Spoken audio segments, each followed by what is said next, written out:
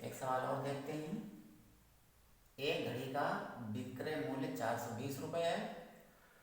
वह 25% बट्टे यानी 25% छूट पर बेची गई, तो घड़ी का अंकित मूल्य ज्ञात करना है। इसे देखेंगे हल करके।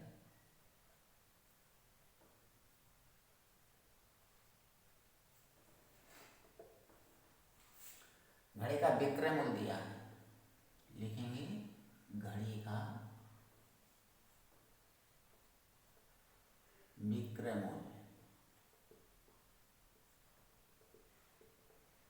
420 रुपये और छूट है,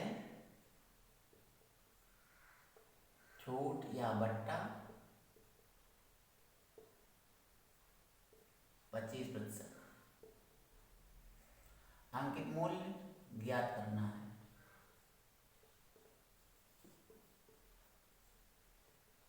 पता नहीं क्या है।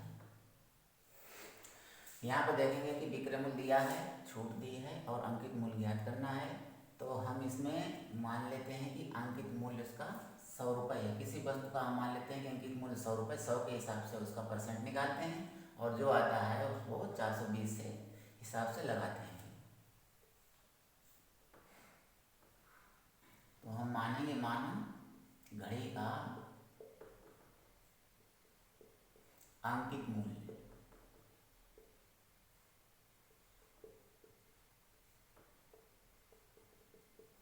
100 रुपये है। अब जब अंकित मूल्य 100 रुपये है तो छूट निकालेंगे, 100 रुपये भी पहले निकालेंगे। तो छूट इसमें है बट्टा, या इसे कहते हैं छूट, छूट या बट्टा दिया है 25%। अब बट्टे की राशि निकालेंगे।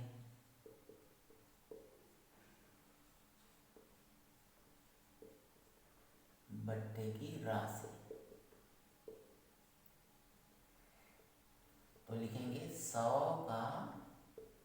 रुपये का 25%।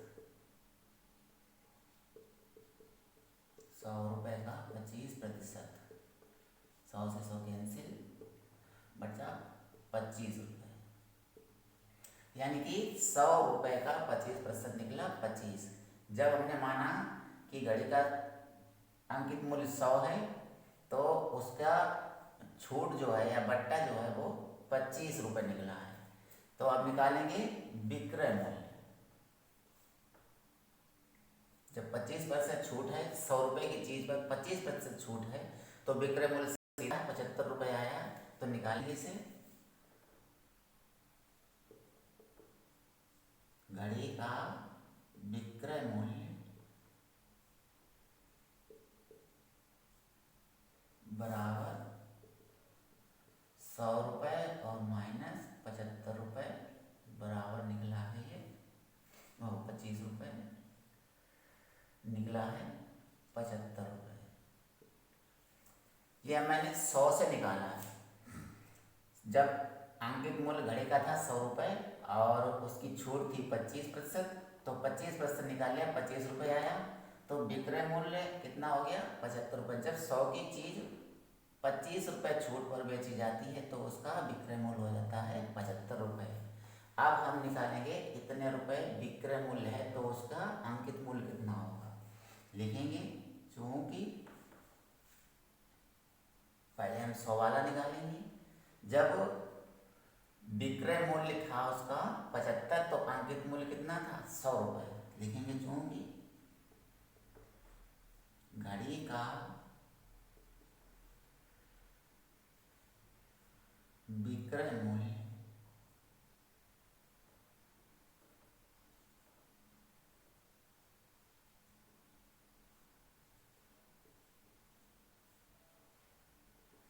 75 रुपये है तो उसका अंकित मूल्य कितना था 100 रुपये।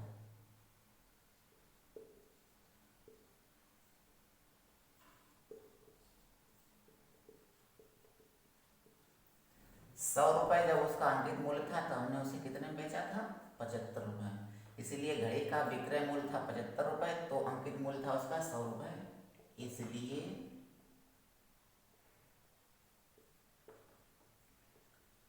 घड़ी का विक्रय मूल्य, अब हम 1 रुपए से निकालेंगे।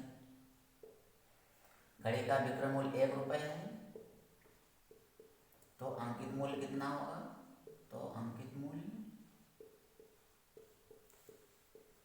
100/175, 100/75 ये वाला है। 75 रुपये विक्रय मूल्य था, तो अंकित मूल्य 100, विक्रय मूल्य है 1 रुपये, तो अंकित मूल्य 100/75। इसलिए अब विक्रय मूल्य कितना था उसका निकालेंगे 420 से। घड़ी का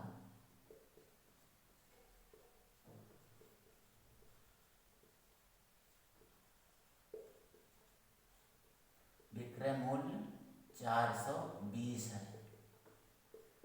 तो अंकित मूल्य कितना होगा?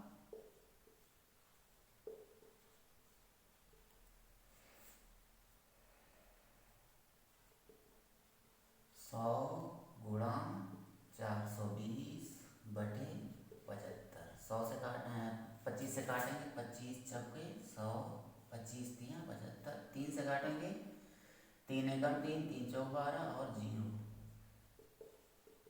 14 तियाँ 14 चौको 56, एक 0। ये हो गया उसका अंकित मूल्य। फिर से समझेंगे कि एक घड़ी का विक्रय मूल्य 420 रुपये 75% बट्टे पर बेचेगी, यानी 75% छूट पर बेचेगी।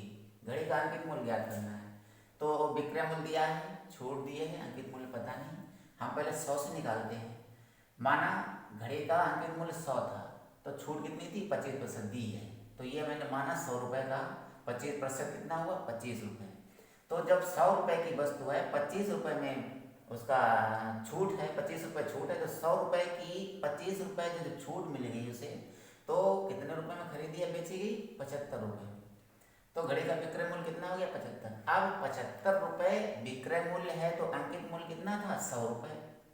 इसलिए घड़ी का अगर 1 रुपये विक्रय मूल्य, तो अंकित मूल्य 100/75, कम के लिए भाग होता है। अब घड़ी का विक्रय मूल्य जब 420 रुपये है, तो उसका अंकित मूल्य कितना होगा? 100 गुणा 420/75। इसे हल कर लेंगे, 560 रुपये आ जाएगा। ये है उसका अंकित मूल्य।